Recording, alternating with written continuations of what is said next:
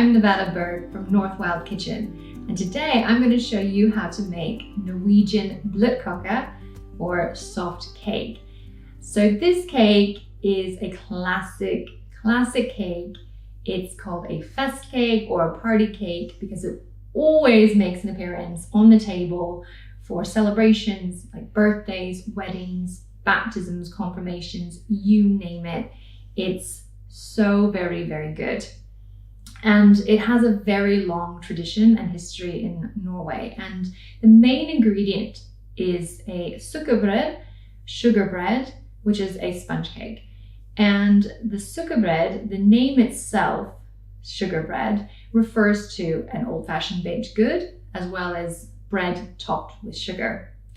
And the earliest note we have in cookbooks from a Danish and Norwegian tradition comes from 1692. So it's been around for a long time, and eventually and gradually it's been added in the cream and the filling, which we have today as the now Bløtkake that we typically serve. So the great thing about this cake, it's really simple to make.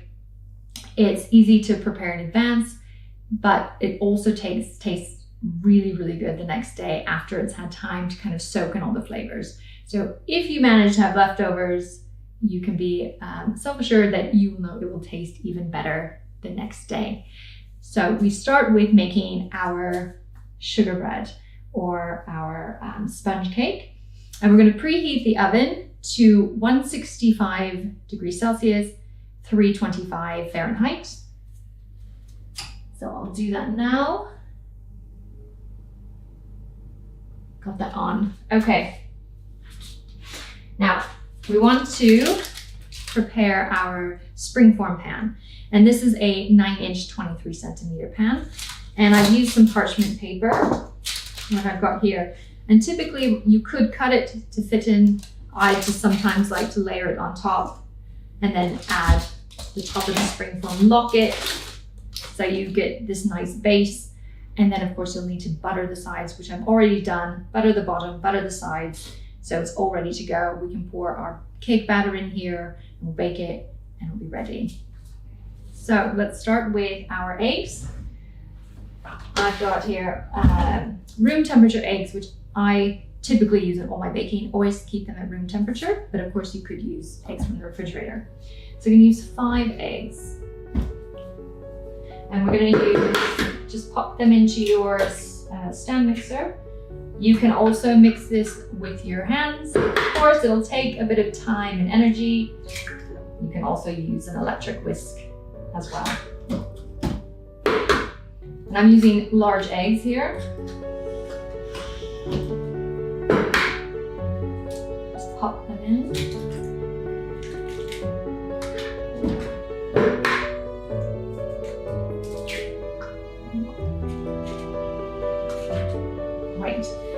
So we're going to mix this with about 175 grams of granulated sugar. Just going to add that in here. Now I'm going to let this run on medium-high for about 6 to 8 minutes. And you're looking for it to become a bit more stiff and light in color. Just get this going.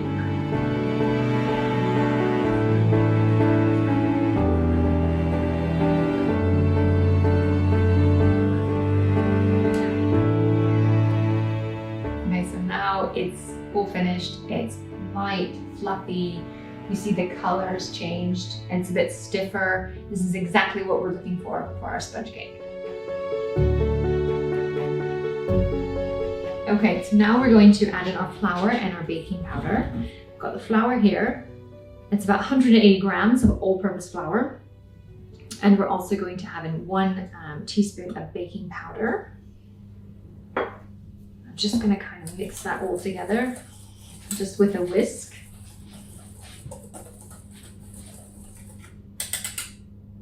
Okay, then we're going to add this straight into our egg and sugar mixture.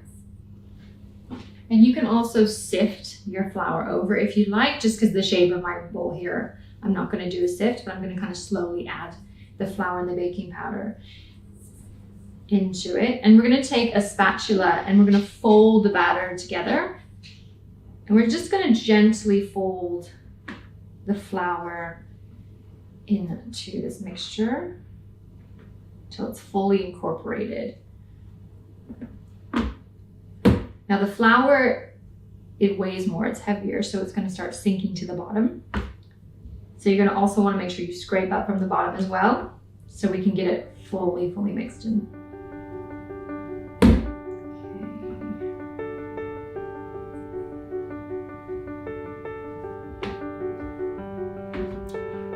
And this is basically having this makes it just really airy, nice, fluffy, so you get a tall sponge cake. We're going to be cutting it into 3 layers, so it's important that we have a sponge cake that rises really well. And of course, you want it to be light and airy rather than dense, as it's complemented with the filling that we're going to have of whipped cream and berries. Okay, this is looking good. We don't want to overmix it because we want to keep it nice and light and fluffy. And now it's all ready to go into our prepared springform pan. Just pour this in. Look at that, it's all light, fluffy, lovely color. Get that all in there.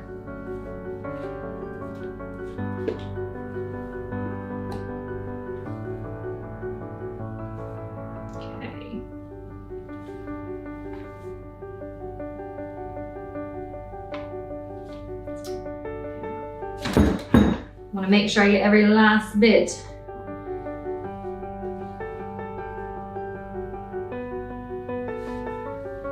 Right, this is going to be so good. Now we're going to put this in the oven, and it's going to bake for 35 to 40 minutes, just until golden brown. And of course, then you can always do the test where you stick a toothpick or sharp knife in there just to test that it is done. If it needs a little bit longer time, just leave it in for a minute or two, check it again, because you don't want to overcook this cake. You want it to kind of keep its nice texture. I'm just going to kind of spread it out to make sure it's even. Toss it. Okay, there you have it. Sponge cake is all ready to go into the oven. Okay, now we're going to take it out of the oven. It's all done.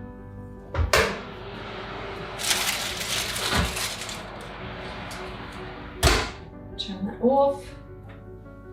Great. A nice sponge cake all ready to go. Now we're going to let it cool. We're going to let it cool in the tin for a few minutes, and we want it to be completely cool before we start adding the layers. So this is the perfect time to prepare the whipped cream and our fillings. All right, so we're going to prepare the whipped cream while the cake is cooling. And I've got 600 milliliters of heavy cream, heavy whipping cream. I'm gonna pour that in. And to sweeten it, I'm just gonna put in about 2.5 tablespoons of confectioner's sugar, powdered sugar. And we're just gonna turn that on and let it whisk until we get stiff peaks.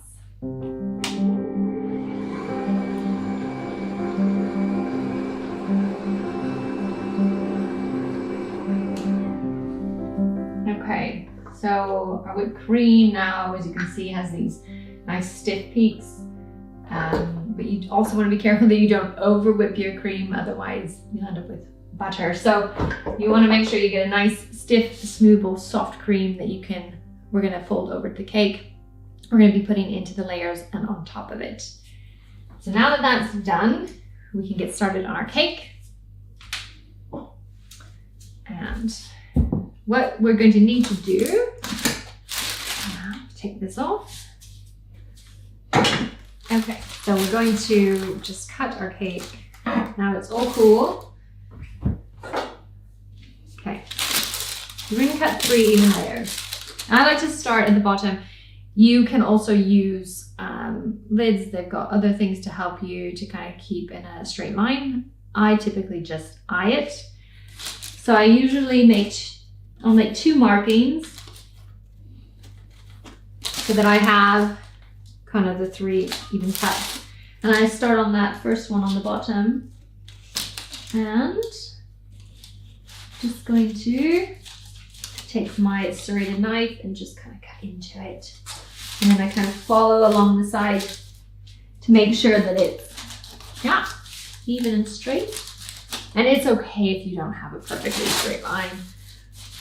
You're all going to layer them back together anyway. It's going to taste amazing. Right, let's see. Just going to make sure it's cutting through. Yeah, so far so good. Great. So we got the first layer done. Now we're going to do second layer. So I'm going to find that marking I did. Okay, I'm just going to come. And this one you want to be a little bit careful of so you don't end up kind of cutting off the top of your cake. It's nice to have it nice and even because we're going to be putting the whipped cream on the top there.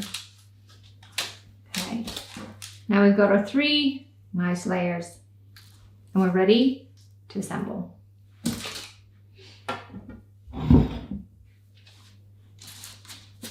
What we're going to do is we're going to start with the bottom of the cake. And you want to put the cut side up on your cake platter, your serving platter. So you have it kind of like this. It's all ready to go. Then what we're going to do is we're going to put a layer of milk on top. This is kind of going to make it soft. It's going to add that nice juiciness to it. You can also substitute with orange juice, apple juice, or another juice. You can even substitute with a milk substitute if you like. But we're just gonna baste the milk on. You can put as much or as little as you prefer. Obviously, the more milk you have, the more it's gonna get soft. Okay, so we got that first layer. Then we're gonna follow it with jam. I'm using strawberry jam, but you can use, so I have to say the Norwegian word bringebær. You can also use raspberry jam, this is typical. This is kind of the classic flavors. I'll just put it a bit on top. So you make sure you get that edge bite. Has all that flavor as well. Okay, now what we're going to do is going to take our whipped cream. We've got to put that on there as well.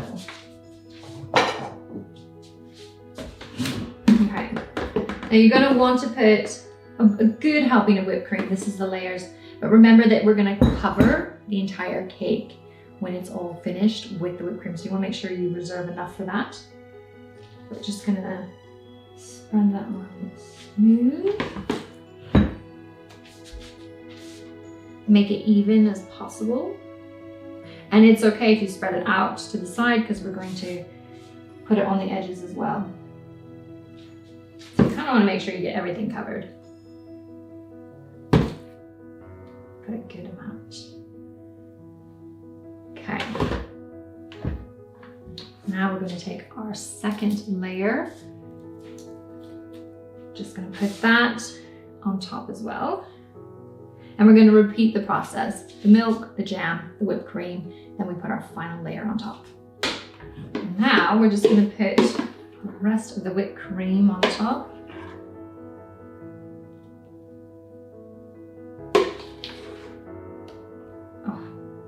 So nice, so simple.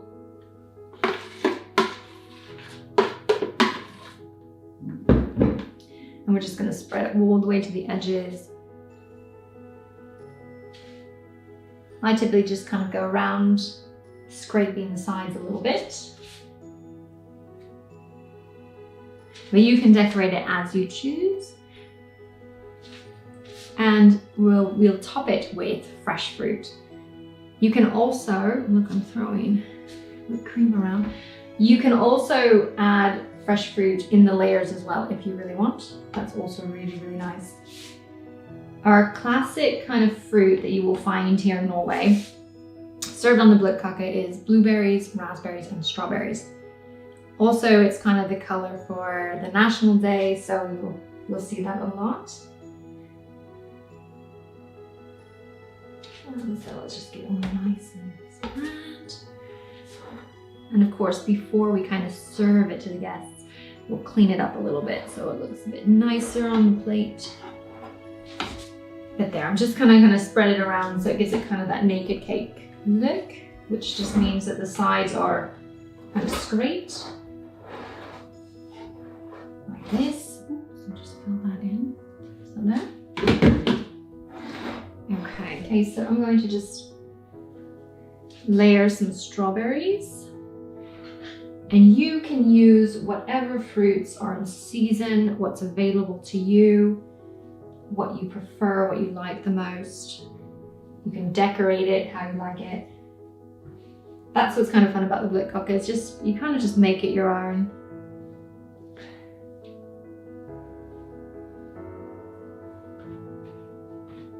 And in the autumn, I actually like to do one where we use lingonberries. And that's in season, and those are similar to cranberry. So you can do lots of different things. You can also use cream that's infused with other flavors if you like. Anything really, but of course the classic, which is this kind, it's just so good. It's the best. And there's a reason it's stayed around so long. It's a reason it's one of the most favorites. And I've got some blueberries here.